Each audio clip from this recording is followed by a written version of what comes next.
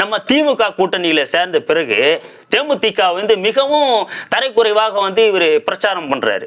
அதாவது தேமுதிக 0.5 கட்சி, தேமுதிக ஐசியூல இருக்குது, தேமுதிகவுக்கு நம்ம தான் உயிர் கொடுத்தோம், அதுன்றாரு இதுன்றாரு அந்நியார இப்படிலாம் கேவலமாக எடப்பாடி அவர்கள் பேசுறாரு. இதற்காகத்தான் பொறுத்தது போதும், இனிமே நம்ம பொறுமையா இருக்க முடியாதுன்றதுக்காக தான் எங்கள் அந்நியார் அவர்கள் அந்த ஒப்பந்த பத்திரத்தை வெளியிட்டார். அந்த ஒப்பந்த பத்திரத்தில் 5 நாடாளுமன்ற தொகுதியும் ஒரு ராஜ்யசபா சீட்டும் தருவதாகத்தான் ஒப்பந்தம் போட்டாங்க. ஆனால் இந்த ஒப்பந்தமே போடலைன்னு சொல்லிட்டு தான் முதல்ல எடப்பாடி அவர்கள் சொன்னார். பிறகு இந்த ஒப்பந்தத்தை அந்நியார் அவர்கள் வெளியிட்ட பிறகு இன்னைக்கு எடப்பாடி அவர்களுடைய உண்மை முகம் தெரிஞ்சிச்சு.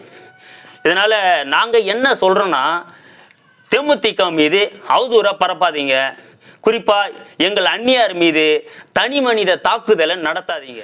வன்மத்தோடு தேமுதிக மீது திட்டமிட்டு நீங்க அவதூறு பரப்பினாலும் நாங்க தொடர்ந்து அயராது எங்களுடைய கழகத்தை வெற்றி பெற செய்வோம்.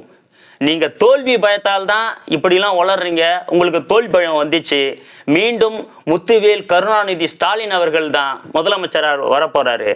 இது அதனால உங்களுக்கு தோல்வி பயம் என்பது உங்க கண்களில் நன்காக தெரிகிறது, உங்க பேச்சிலே நன்காக தெரிகிறது. எனவே தேமுதிக மீது வன்மத்தை கக்காதீங்க. நாங்க எதுக்குமே அஞ்ச மாட்டோம். ஏன்னா நாங்க கேப்டனுடைய கூட்டம். மீண்டும் ஒரு பதிவில் உங்களை சந்திக்கிறேன். நன்றி, வணக்கம்.